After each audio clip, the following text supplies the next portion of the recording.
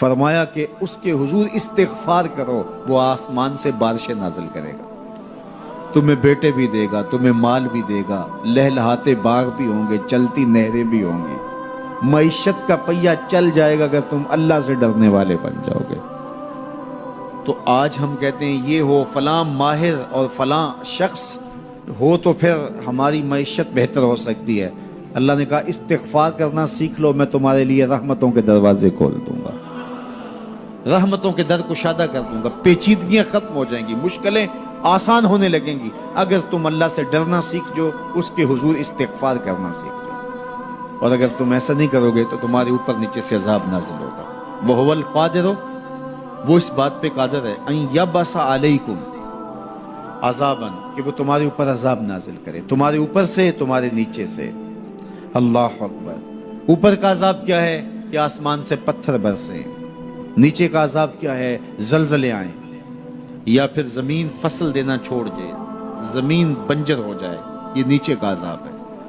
حضرت عبداللہ ابن عباس رضی اللہ تعالیٰ عنہ فرماتے ہیں اوپر کا عذاب یہ ہے تمہارے حکمران نااہل ہوں، اور نیچے کا عذاب یہ ہے تمہاری اولاد نافرمان ہو جائے۔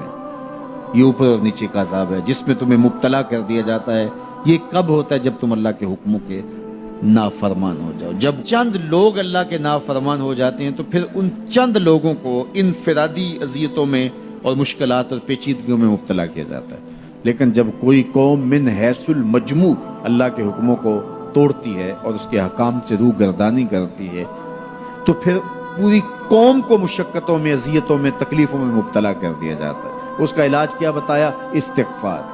حضرت نوح علیہ السلام نے جو اپنی قوم سے کہا تمہیں مال بھی ملے گا، تمہیں دولت بھی ملے گی، تمہیں بیٹے بھی ملیں گے، سرسبز جو ہے وہ باغات بھی نصیب ہوں گے، ان کی شاخیں پھلوں سے لدی ہوئی ہوں گی، چلتی ہوئی نہریں اور برستی ہوئی بارش، ساون کے نچڑتے ہوئے بادل، اور ماحول کی خنکیاں اور خوبصورتیاں اور جمال اور لہلہاتے ہوئے سبزے، اور تمہارے اوپر ہر طرح کی عنایات برسیں گی اگر تم اللہ سے ڈرنا سیکھ جاؤ گے اور اللہ کے حضور استغفار کرنا سیکھ جاؤ گے، تمہیں خوشحال اور خوبصورت زندگی عطا کر دی جائے گی۔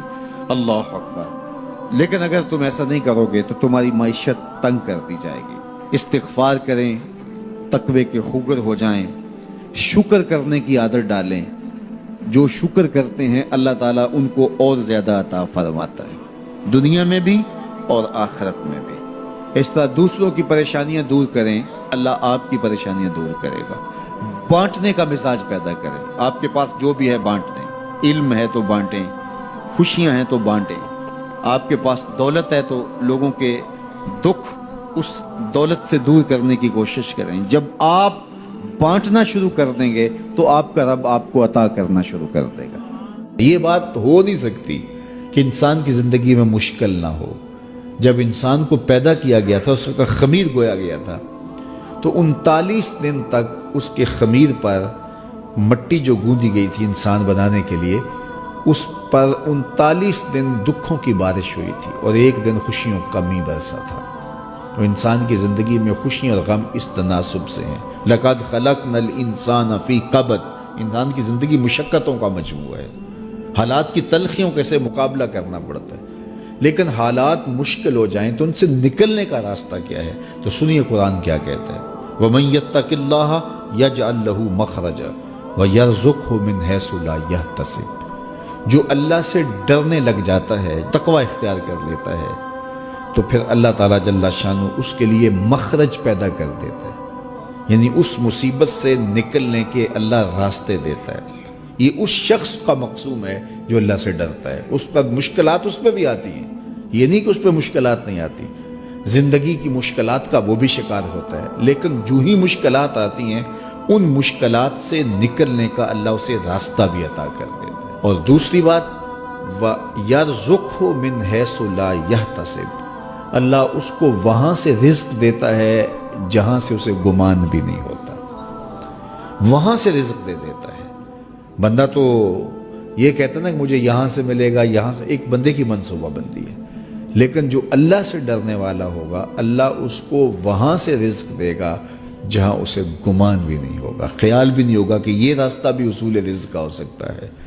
تو یہ میرے رب کا وعدہ ہے اور میرے رب کے وعدے سچے ہیں۔ تو جب تم اللہ سے ڈرنے لگو گے تو یہ تخت و تاج، یہ دنیا کی عزتیں، یہ تمہارے قدموں میں ہوں گی۔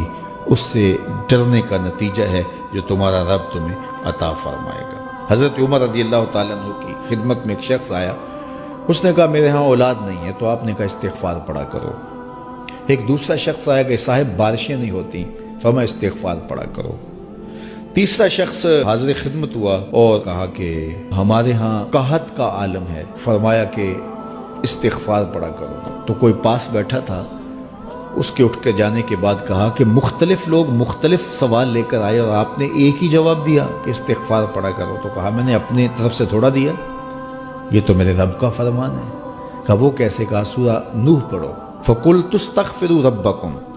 حضرت نوح علیہ السلام نے اپنی قوم سے کہا کہ اپنے رب کے حضور استغفار کیا کرو، اِنَّهُ كَانَ غَفَّارًا۔ اس کا نتیجہ کیا ہے؟ جب تم استغفار کرو گے تو وہ تمہارے گناہ بخش دے گا۔ ایک تو فائدہ اس کا یہ ہوگا، وَيُرْسِلِ السَّمَاءَ عَلَيْكُمْ مِدْرَارًا، آسمان سے موسلادھار بارشیں بھی برسیں گی، وَيُمْدِدْكُمْ بِأَمْوَالٍ وَبَنِينَ، اور اللہ تمہیں استغفار کی برکت سے مالا مال بھی کر دے گا، وَبَنِينَ، اور تمہیں بیٹے بھی عطا کرے گا، وَيَجْعَلْ لَكُمْ جَنَّاتٍ وَيَجْعَلْ لَكُمْ أَنْهَارًا، تمہیں باغ بھی عطا کرے گا اور تمہیں چلتی ہوئی نہریں بھی عطا فرمائے گا۔ آج میں سمجھتا ہوں کہ پاکستانی قوم کو اجتماعی استغفار کی ضرورت ہے۔ آپ کے دریاؤں کا پانی سوکھ گیا، استغفار کریں گے اللہ تعالیٰ ان کو پانیوں سے مالا مال کر دے گا، بارشیں ہوں گی، قحط سالیاں دور ہوں گی، بے اولادوں کو استغفار سے اولاد نصیب ہوگی، اور معیشت کی بہتری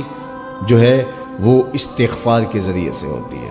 تو یہ 5 چیزیں بیان فرمائیں، تو استغفار سے خوشحال زندگی کا تصور ابھرتا ہے۔